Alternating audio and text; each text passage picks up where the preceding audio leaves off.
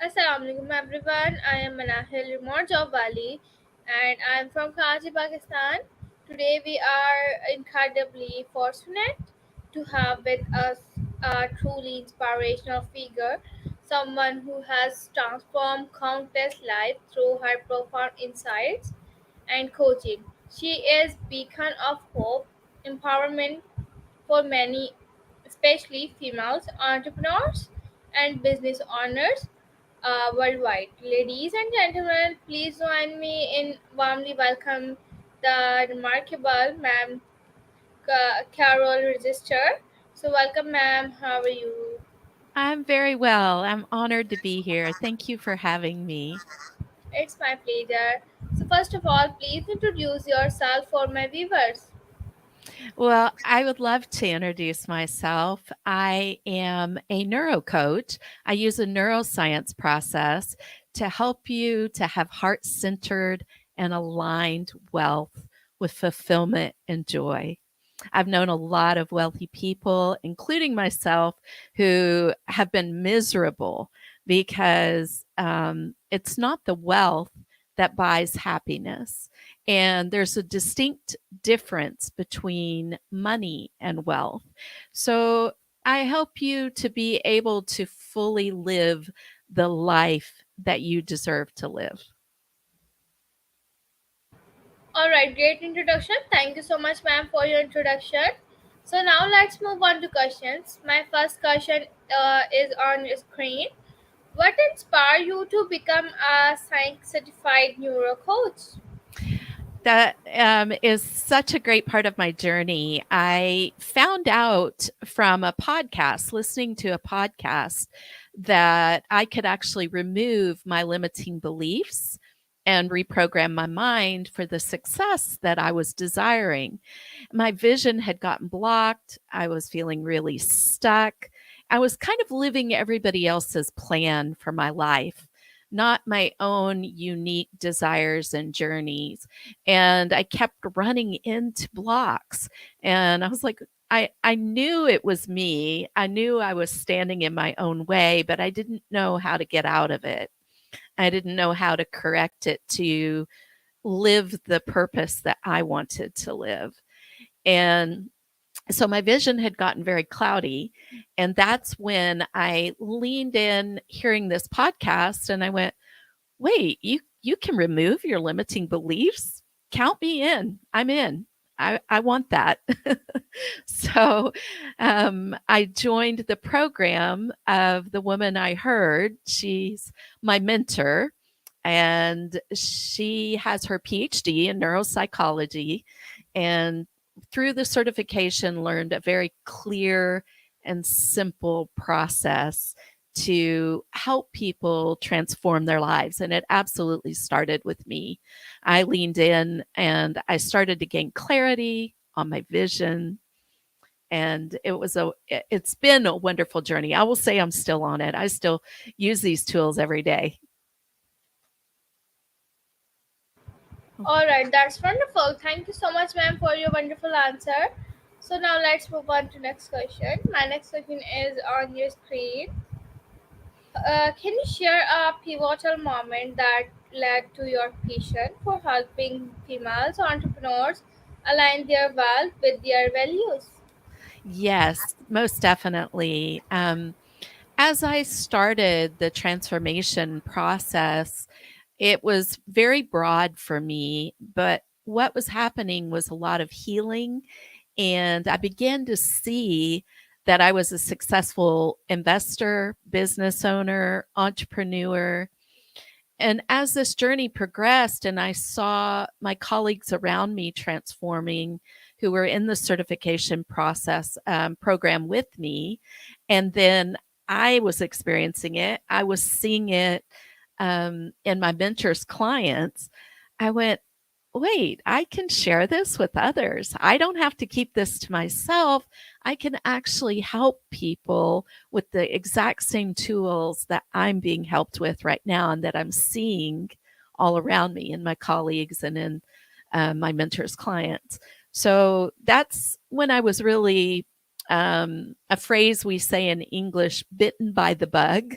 Um, And what that means is it really was when I knew that this was something that is a part of my heart, and it's a part of my joy and passion in life to help other female entrepreneurs know what's available to them and business owners.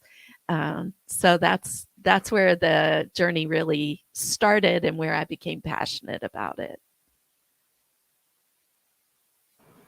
All right, great, ma'am. Thank you so much for your answer. So, how do you use neuroscience to help individuals overcome their limiting money beliefs? Well, the great thing about neuroscience is this is the work that I do specifically around wealth.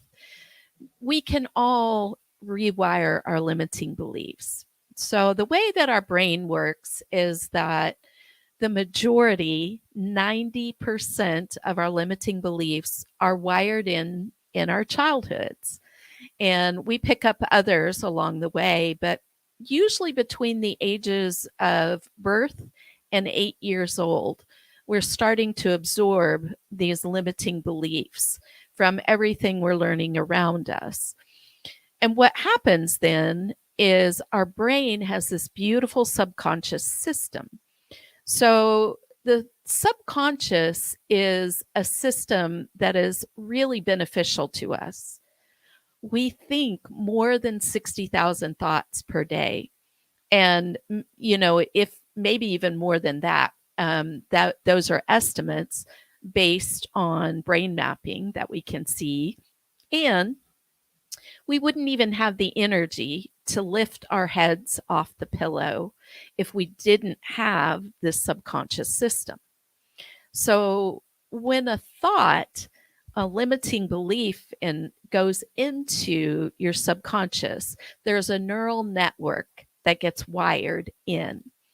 And we're unaware of what's in the subconscious. This is a part of the protection because I'm not sitting here right now talking to you and saying, oh, breathe in, breathe out, breathe in, breathe out.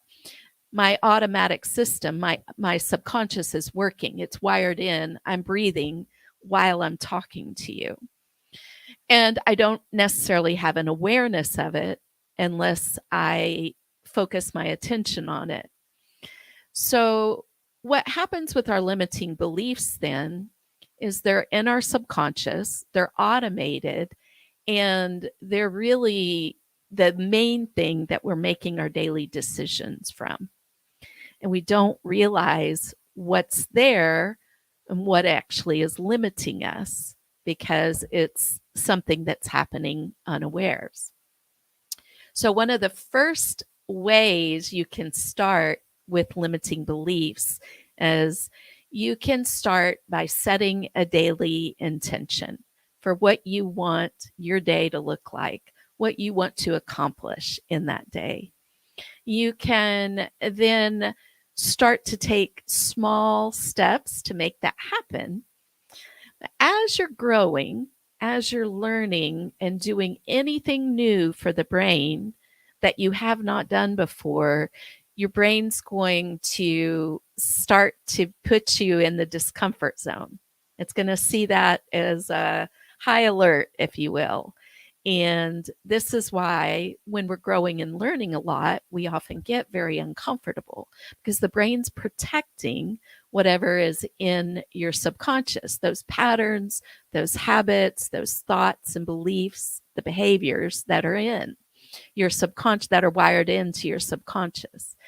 So, one of the ways we can start to uncover these limiting beliefs that are in our subconscious is by setting that daily intention and then taking a new action towards it. When we do this, this acts like a bridge to reveal those limiting beliefs.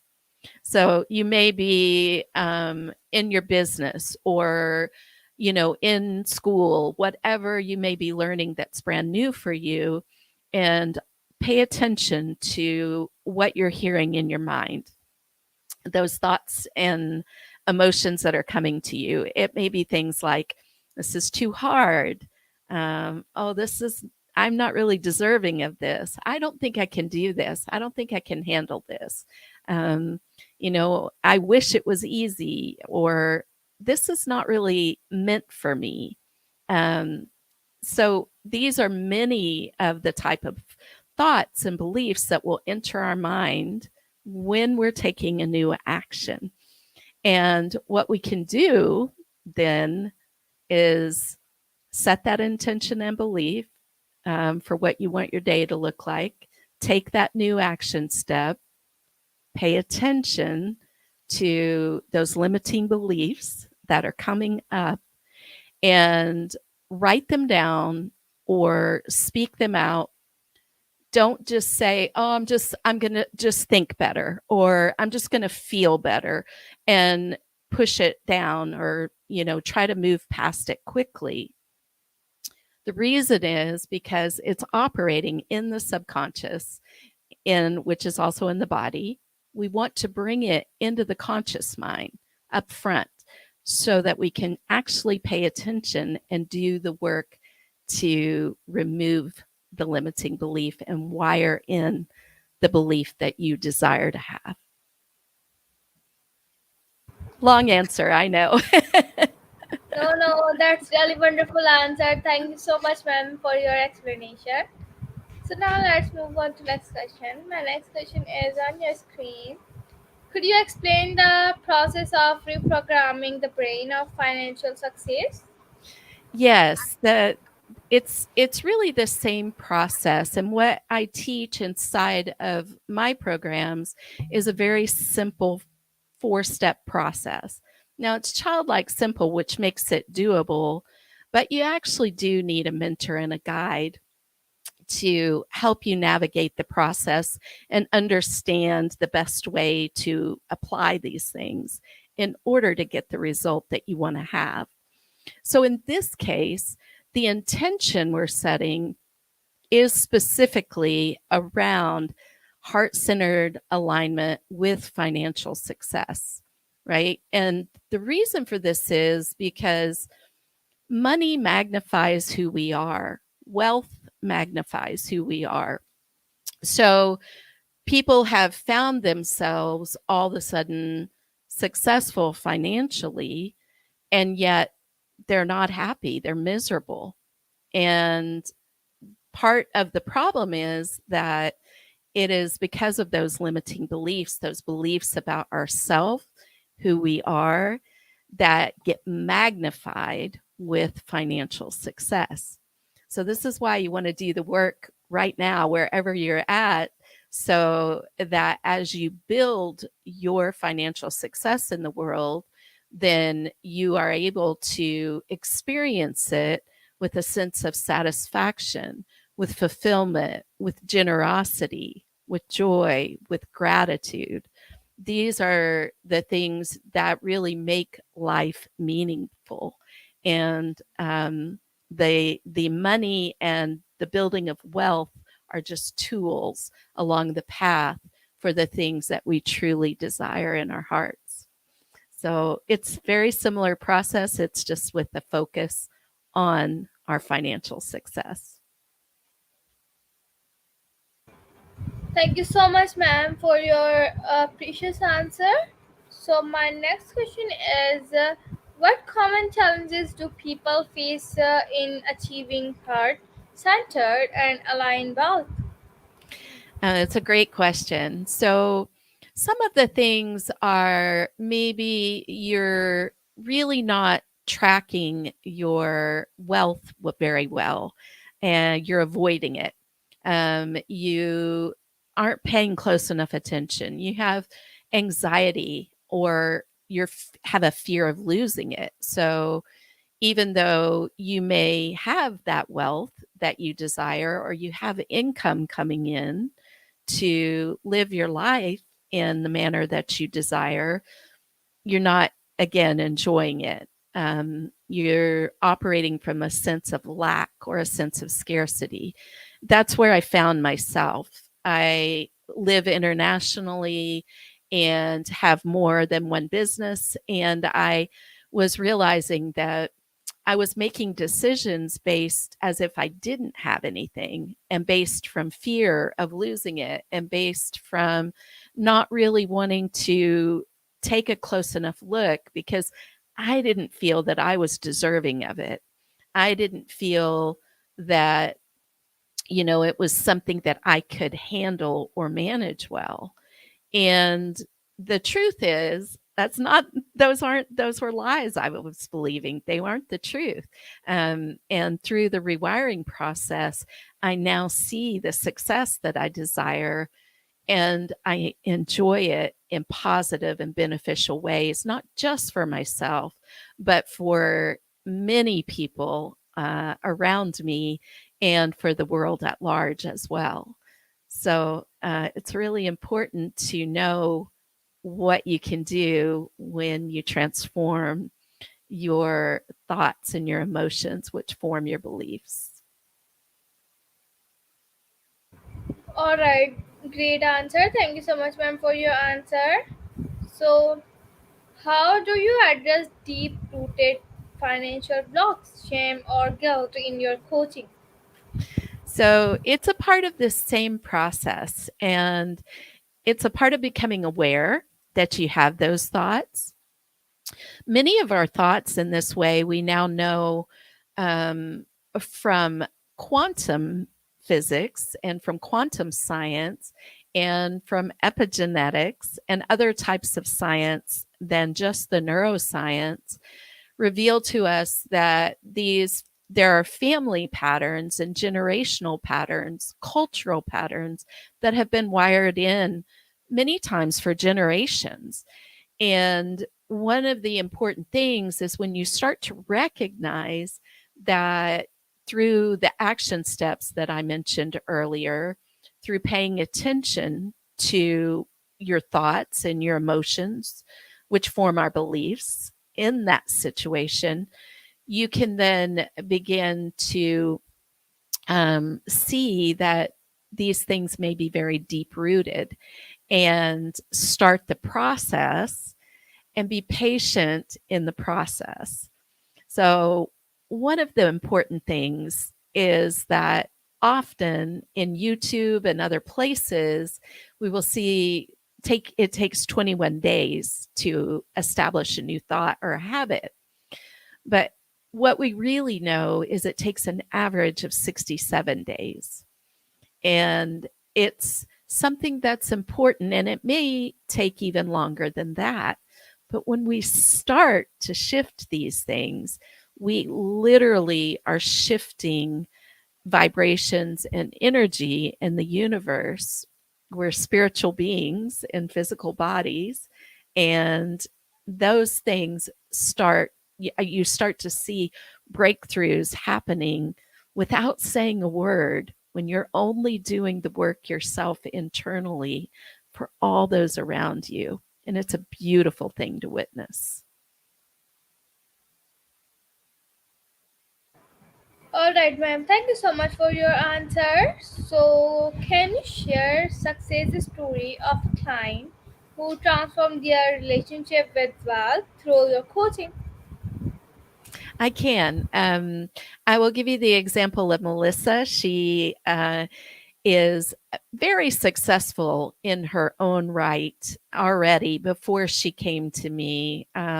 She's in the media, she's done TEDx, she's a licensed therapist, she's had many accomplishments in her life.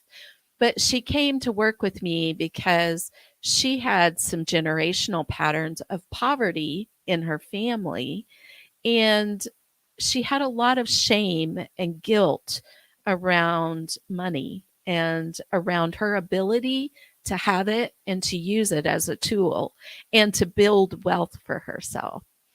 And I just want to pause very briefly and say money is not wealth. Money is a part of wealth, but wealth is much more than money. Wealth is assets and things that last for a generation. or generations, I should say, not just a generation. If you look at study history and some of the wealthy families of the world who have retained their wealth through, many economic cycles and wars and different things that have gone on in the world, it is by building wealth. And so I just want to make that clear. So she had these shame and guilt stories and came in to work with me. She immediately began to transform and draw in further assets, further levels of wealth. She learned to think differently about how to build wealth and how to use money as a tool. For example, she was in a position where she could afford to buy a very expensive handbag, and her husband, he loved to spoil her with these kind of things. But as she started to learn the wealth principles that I teach, she learned that instead she could take the money for that purse, put it to work for her by investing it, receive a return, and buy, you know, 3 or 4 purses, whatever she wanted, depending on how her investment performed. So it's one of the things, again, that I teach. I teach more than 20 wealth principles so that you'll know how the wealthy think and operate. And she is continuing to build assets at a very high level. And I'm very excited for her. And most important of all, she's releasing all of that shame, all of that guilt, building in better relationships, better health, better boundaries for herself, that are very powerful in good and positive ways. All right, awesome, ma'am. Can you send me her profile link, Facebook profile link after Her, our interview? I will. She that is not her real name, so I will ask her permission to do so. I have a feeling she'll have no problem with it. I would be happy to. Sure. Yeah. So now let's move on to questions. My question is, what advice do you have for someone struggling with unconscious limiting beliefs about money? So again, set your intention for what you would like to have. Say what you would want in your life. That's a starting place, because we create our reality based on the way we think and feel, the way we believe. And what happens as far as neuroscience is that a thought fires quickly before a belief. So, I mean, before an emotion, those form our beliefs. And then we start to operate from those beliefs, even though they're hidden. And as that, the hidden beliefs, what I'm trying to say is the hidden beliefs are actually the ones that we're really operating by far more than the beliefs we have in our conscious mind. And that's the most important point that you can know. So if you're wanting to start to change your beliefs about your money and your wealth, start with the intention, set your goal for what you would like to achieve, take small action steps, start to pay attention to the limiting beliefs that are coming up. You want to notice those, as I said before. You want to move those from the subconscious mind into the conscious mind where they can be removed. And again, the rest of my process would be too much to give you here. I have a year-long program, but start there, and then you can begin by next step stating the truth about what you want to believe. So, as an example, I don't deserve money, maybe the limiting belief that comes up in my brain. You want to write that down exactly as you hear it from your own mind. The second step that you want to do is you want to write the opposite of that, the truth of what you do desire to believe, your success belief. I deserve to have the wealth that I desire, right? So you write that down. And This applies across anything, not just financial success, but this is absolutely the place to get started. And I want you to jump into my wealth activation, which I'll offer as a free gift because it will take you further on how to go through the rewiring process. Yeah, that's it. Thank you so much, ma'am, for your advice. And as our insightful conversation comes to close, I would like to extend my heartfelt gratitude to Ma'am Carol for sharing her remarkable journey and individual wisdom with us today. Ma'am, your dedication to transforming life through heart centered and aligned well is truly inspirational. It's been an absolute honor to have you with us. To our audience, I hope you found this discussion as enlightening and empowering as I did. Remember the journey to redefining your relationship with wealth and unlocking your full potential. Start with a uh, single step. And as Ma'am Carol beautifully demonstrated, it's a path worth embarking on. For those interested in learning more about Ma'am Carol's working or seeking her guidance, don't forget to visit her Instagram and explore the wealth of resources she offers. So thank you once again, Ma'am Carol. It's been a privilege. It's been a pleasure and a privilege. To our audience, thank you for tuning. This is Manahil Rimor Bari signing off from Karachi, Pakistan. And thank you so much, ma'am. Thank you. Thank you, Manahil. It's been very lovely to meet you. Bye. Stay Bye. inspired, keep striving, and excellence in all aspects of your life. Thank you.